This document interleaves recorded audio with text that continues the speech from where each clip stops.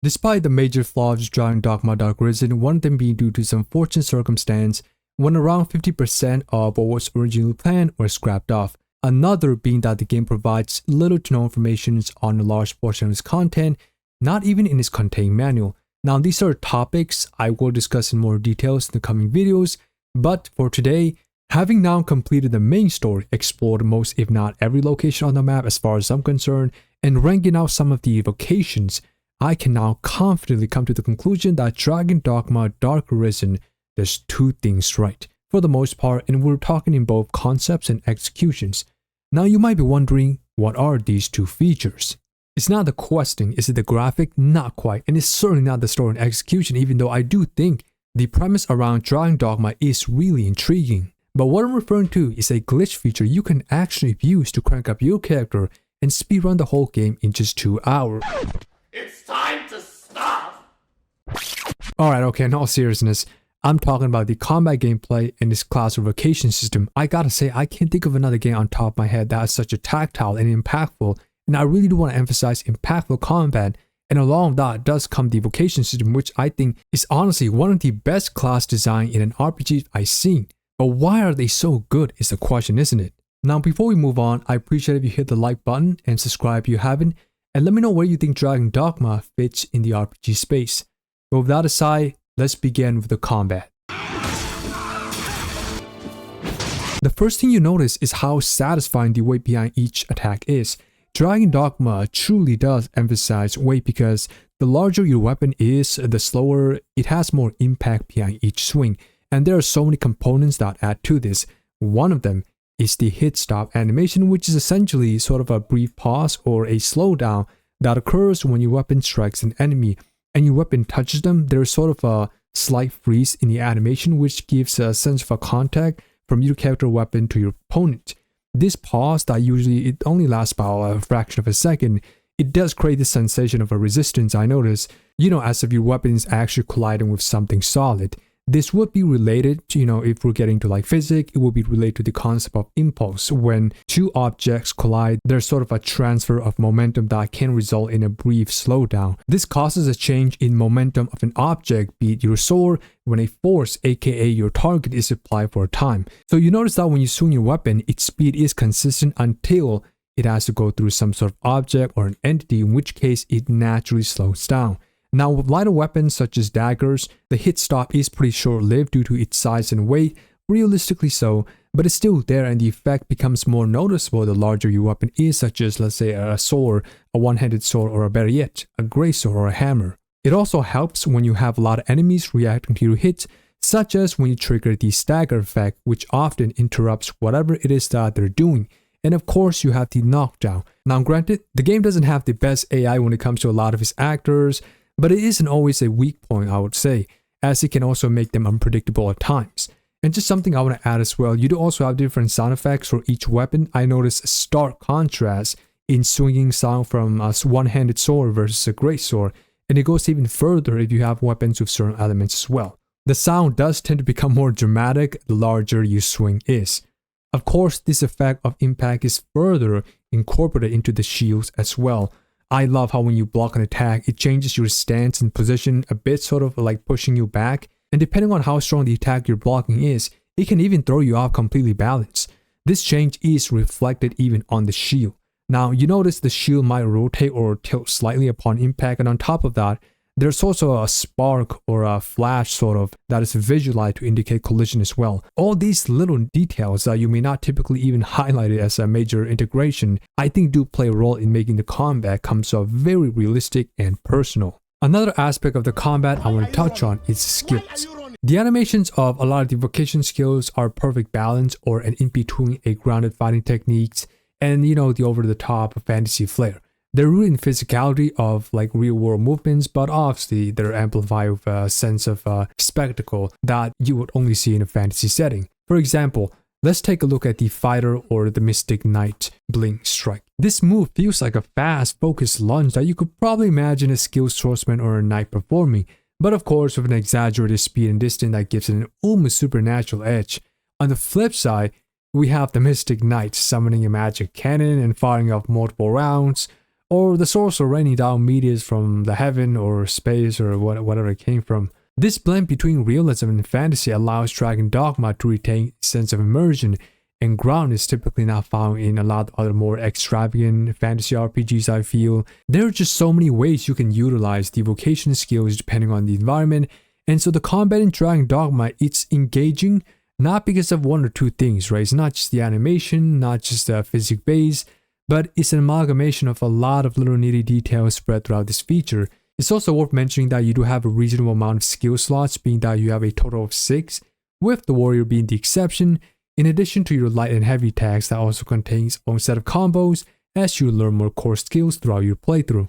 And regarding the animation, yes, I'm well aware that some of the character animation, especially from the AI enemies, can come off clunky at times, which can make for awkward death counts and gameplay experience. I can certainly count a few times when my opponent hit did not come in contact with my character at all, but the game registered as a hit, so there may be a hitbox mismatch possibly. Honestly, I think the combat is really good, with even bigger potentials given polishing. Now I gotta say, the climbing mechanics in Dragon Dogma isn't really all that effective, let's be honest. Probably not as much as the game may have wanted it to be, because while you can climb on a lot of the larger creatures in the world, depending on that tier of enemy and how aggressive it is, most often time, you will very quickly lose your stamina and get knocked off. Worst case scenarios, if you can take flight like a griffin, you may very well fall to your death, or if it hits you before knocking you, then that will also do substantial damage to your health. So often so that you will pretty much give that tactic up very early on. The only time it came to of use was when I fought the golem, and I had to take out its metal, so I would often have to find opportunities to climb on top of it to do physical strikes, since the golems are immune to magics. And really, you have to consider the fact that the golem is extremely slow, like snail pace, on every movement, so it wasn't taxing your stamina, but that wouldn't go well for most other bosses, so don't get your hopes high. With the combat aside, let's get on to the vocations in Dragon Dogma and why I genuinely do think they're worth investing in, and honestly, it's kind of a must if you really want to unlock their true potentials, or maybe just try them out for the sake of variety, because oh boy, they are different. First, one of the best features of the system is the ability to switch between any vocations at any time, once you reach the main city, of course, Grand Soren. It isn't like some other RPGs where you have to select a class in the character creation menu and you're pretty much locked to that class for the entirety of the game, on top of being able to keep all the progress you make in every vocation and swap them at the press of an NPC. You have passive traits called augments from each respective vocation that are highly specialized and tailored for specific scenarios. But what's great about them is that once you learn them from any of the vocations, you get to keep them forever across any and all other vocations. So if I pick up, let's say, an augment from the sorcerer that greatly enhances my magical prowess, and I want to use it to supplement my mystic knight or magic archer, guess what? I can do exactly that. This is really where the beauty of switching vocations or ranking them up lies in. The only way you're really going to be able to maximize your character is to gather the necessary augments, whether it be from the one you're on or from the other vocations. Are you frustrated by your weight capacity affecting your stamina consumption constantly? Well, you have an augment for that from the fighter. Wish your casting times were shorter? The sorcerer can rectify that. Want to go solo? The assassin has got your back and front. There are plenty of augments to choose from to customize your character in whatever fashion you see fit. The vocation system is really versatile. Now, to be fair, I think the game could have definitely clarified some aspect of the vocations and their traits a bit more, because a lot of these informations, I gotta be honest, you won't find them without actively searching for it, whether it be on Google or the wiki. But it doesn't stop there, of course. I can't believe I'm saying this, but each vocation in Dragon Dogma really do bring their own unique playstyle and skills to the front. And I know you may hear this all the time whenever classes are being discussed in any game, and I honestly hate it when people hype up or mislead this aspect of a game just because they want to fanboy all over it. And yes, I know a lot of classes in other games tend to have their own individual flair no matter how minute it may be, but seriously, I'm not here to tell you about the microscopic differences you may have missed in one vocation versus the other. No. In Dragon Dogma Dark Arisen, most of the vocations are almost on the polar opposite side of each other, whether it be in terms of how they go about dealing damages or their maneuverability. It almost feels like you're back to being a newbie on your first playthrough minus the main story every single time you try a new vocation. Now do keep in mind again that you will really only realize the true capabilities of a lot of these vocations and just how tactical they can be only once you obtain the necessary skills, levels, and perhaps even equipments. And that's really where the feeling of progression becomes very satisfying and encouraging. Despite Dragon Dogma having its fair share of issues, the replayability once you get around to know a lot of these vocations is massive. To give you some perspective, I started the game as a mage with the mindset of wanting to go completely solo right off the bat, and yes, while that may seem foolish for a level 1 character that has no prior experience in a game designed around the pawn system, though I wasn't sure how I was going to get with my companion, so I decided to play along with them for a while, and I quickly realized that even with pawns around, playing on a hard mode is just going to get you killed within 1 or 2 hits from almost anything in the game. Heck, even bats, rats, any animals, most of them, doesn't matter, they were a huge threat to me. The game is definitely no hunch when it comes to the difficulty early on, and I immediately found out that the mage or any vocation requiring casting time was probably not the best choice for a solo on a first playthrough considering how long it took to cast spells, and that would have left me very vulnerable to attacks, and you do have a lot of creatures that are extremely fast like wolves and even occasionally goblins early on.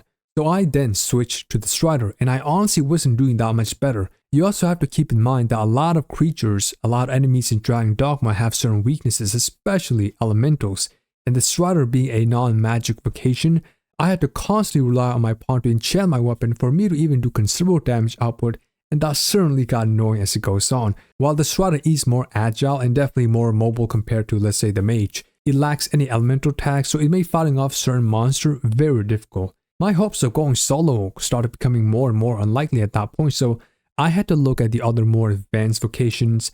I landed on the Magick Archer, and oh man, that made the biggest difference. Having a magic-based vocation or even a hybrid can be a game changer in Dragon Dogma, as having the appropriate element can pretty much take out certain enemies very quickly. Fire, for example, is probably one of the best magic, at least the first half of the game I would say, as it not only applies burn effects, but it also causes goblins to panic in fear, which you can seize the moment to kill them for free essentially. One of the most annoying animals, and of course you already know what I'm referring to, wolves. And I said one of because the number 1 spot definitely it has to be the harpies. I'm sorry, but those harpies, they gotta go. Thankfully, using a fire attack of sort will cause them to be burnt, and wolves will typically roll on the ground, which again, you can use that moment to slaughter them, and fire also lights up the harpy, which causes them to be crippled onto the ground. And these are just some examples. The world of Dragon Dogma is very large in scope, and it has various monsters that require certain type of damages in order to defeat them. The Magick Archer was definitely a different breed in that regard, and actually, it became even more OP as I obtained more skills, too much to the point that I felt the game was becoming a bit too easy even as a solo on a hard mode, strangely. You have various elemental based skills from the fire arrows, dagger that inflict burn, a seeker arrow, and a lightning ricochet that bounces around tight spaces. And remember, a lot of these are range based, so you often don't have to get too close to your enemies to wipe them out. It seems like everything you need packed into one, and like I said, it got too easy, aside from occasional boss fights, that I was actually looking to switch to another more melee and on the front type of vocation. But I also wanted to still stick to magic, and so that ended me up with the Mystic Knight. The Mystic Knight as of moment may be my favorite vocation, having briefly tried out the remaining vocation except the Ranger. I'll be real, I do prefer close combat as I feel that is far more engaging and personal, and of course a lot of it has to do with the dynamic combat mechanics being extremely impactful as I mentioned before, especially with the Mystic Knight wielding a sword and it being larger than a dagger. It certainly felt more satisfying to land those hits than the daggers from, let's say, the Magick Archer or the Strider. The sword and the shield combos are far more suited for most melee encounters, I feel, than, let's say, the Magick Archer with a dagger and magic bow. Oftentimes, I would just keep my distance and shoot my arrows, but melee is definitely more risky and challenging in a lot of scenarios, and that's honestly what I wanted. Higher difficulty. So we have melee, check, magic, check, fashion, definitely checks out. Oh, and what's this? We have one of the most broken range skill, a magic cannonball. Alright, okay. Yeah, the Mystic Knight is definitely one of the most versatile vocations in the game. The other vocations can pretty much fill in whatever class archetype you would personally preferred. The Sorcerer has insane spells and AoE ranges. Given a few strategic planning, you'll do fine. you could wipe out an entire area that would have taken most other vocations several minutes to do the same. Now, I will say that the warrior, while being the most tactile vocation and giving you a sense of real physicality with his greatsword and hammer, is perhaps the most obscure one. A lot of this is due to the warrior having only 3 skill slots rather than your traditional 6 from your primary and second weapon skills. And in the case of two-handed weapons such as an arc staff from the sorcerer, those 2 weapon swaps will be embedded in just 1 weapon. But not for the warrior though, and I'm not sure as to why that was the case. I'm a bit confused here. This makes playing the warrior more suited if you have appropriate party of pawns, but as for solo, honestly your dev count would have like straight up blew up the kitchen, so the limited skill slot makes the warrior vocation an odd one, because everyone else has 6 skills they can use, so why is the warrior any different? I don't know what happened there. I disagree with this personally, and I think they should have definitely gave it the same treatment as the others. Overall, Dragon Dogma, despite its many shortcomings, had managed to get the single most important aspect of a game right, and that was the combat system. And so I could see why this game was beloved by many who had the patience and persistence to sit through its bats and downs up until they saw its vast potential hidden behind this IP. Alright, that should sum up what I wanted to say regarding these features of Dragon Dogma, but trust me when I say these are just portions of what will be included in my actual Dragon Dogma review. Full review. Anyway, let me know what you guys think about the gameplay mechanics in Dragon Dogma Dark Arisen, or what was your experience like playing the game for the first time. I appreciate if you drop a like and subscribe as well, and I will catch you later.